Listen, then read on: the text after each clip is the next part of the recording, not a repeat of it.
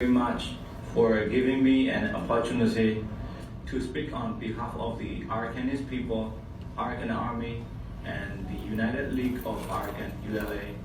Let me express my deep gratitude to all the distinguished participants, organizers, all the ethnic people of Burma, Canadian Burmese friends who support our struggle for freedom, national equality, and self-determination. As a chairman of ULA and the commander-in-chief of Arakan Army, I must say something about what we are fighting for, what are our goals and principles.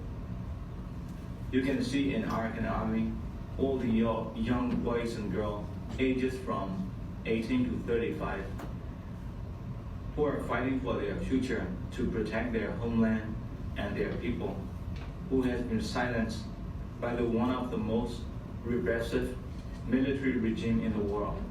We remain continued to the causes of our value, national interest and liberation with the following Geneva Convention and international law.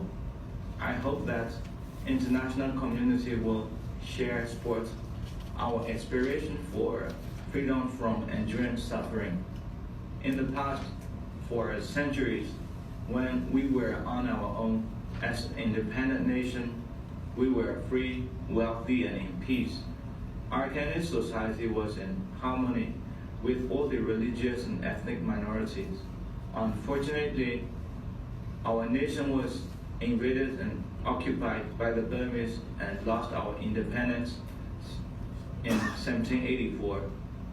Nowadays, under the Burmese colonialism, Arakan state is still rich in natural resources, but our people have suffered from underprivileges and poorest in Burma under the prolonged Burmese authoritarian rules.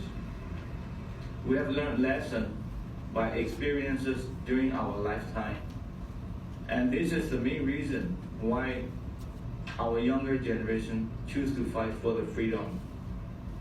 You can see current government has a total disregarded for the plight of suffering people and provided practically no proper treatment for the victims who are facing historic challenges in Arakan state. Today, we do not know exactly how many houses and villages has been destroyed, how many people have been killed, how many people are missing, how many people are in interrogation center and jails, how many people are running away, hiding in the jungle from the Burma Army's persecution with very little or no food and medicine. What we know is that there is terrible secrecy and silence over Arakan state.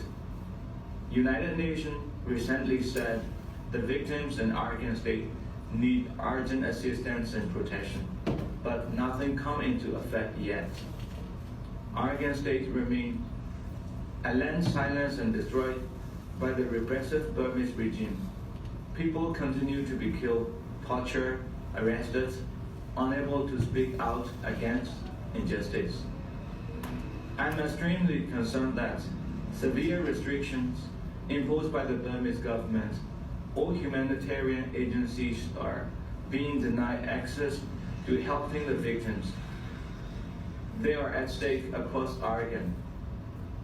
They have suffered unspeakable hardship with no legal access to fair legal process. We ask international community to support an independent inquiry into Sedao, Laka, and Jagdan villages' tragic events.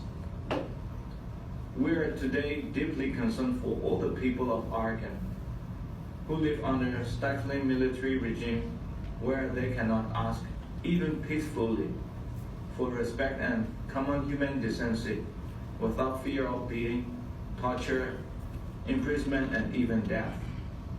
It was tragedy and it was miserable, but often inevitable truth of history.